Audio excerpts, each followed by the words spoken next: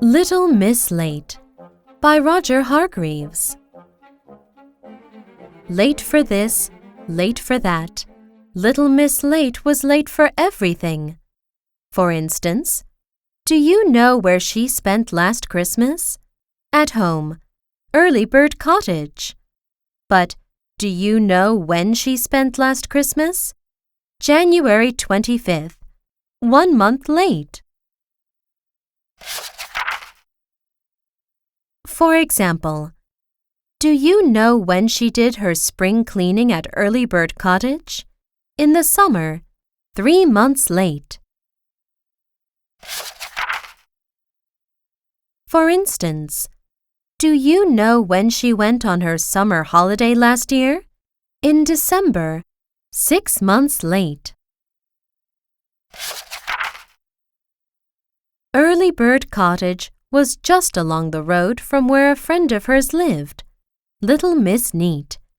Little Miss Neat was out for an evening stroll last October when she looked over the hedge of Early Bird Cottage. Miss Late was in the garden. "Hello," called out Little Miss Neat. "What are you doing?" "I thought I'd cut the grass," replied Miss Late.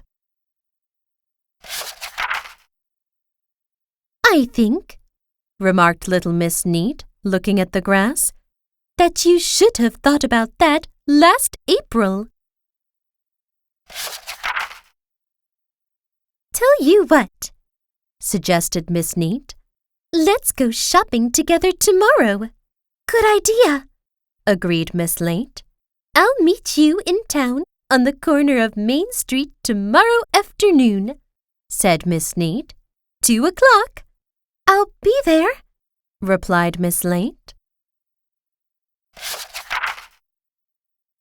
The following afternoon, Little Miss Neat stood on the corner of Main Street at 2 o'clock, waiting for Miss Late. She waited and waited and waited some more.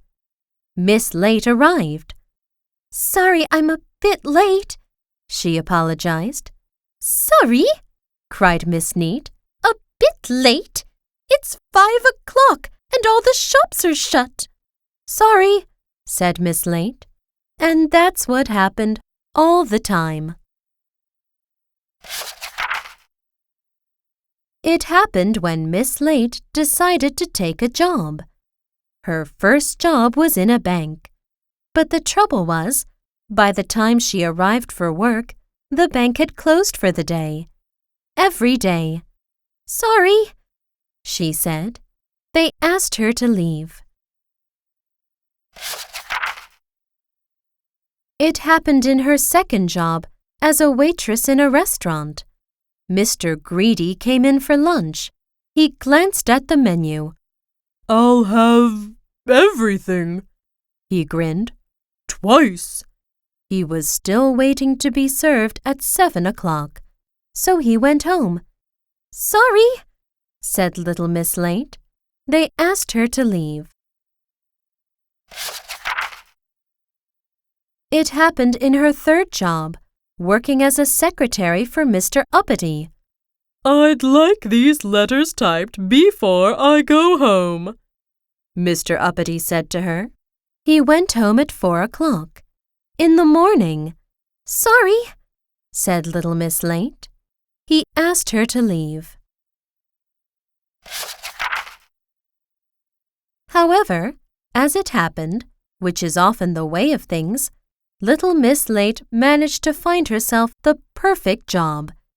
She now works for Mr. Lazy. She cooks and cleans for him, cleaning his house every morning, cooking his lunch every lunchtime.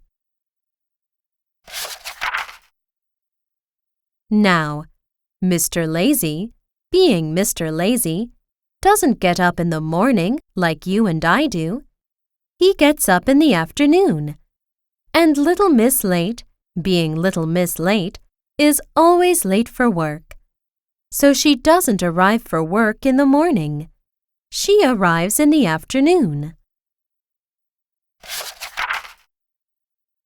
And Mr. Lazy, being Mr. Lazy, doesn't have lunch at lunchtime like you and I do. He has lunch at supper time. And so you see it all works very well. Very well indeed. Last Friday evening, the telephone rang in Early Bird Cottage. Little Miss Late had just arrived home from work. It was Mr. Silly on the telephone. "I've been given some tickets for a dance tomorrow night," he said. "Would you like to come?" "Oh, yes, please," said Miss Late eagerly. "Right," replied Mr. Silly. "I'll pick you up at 7 o'clock.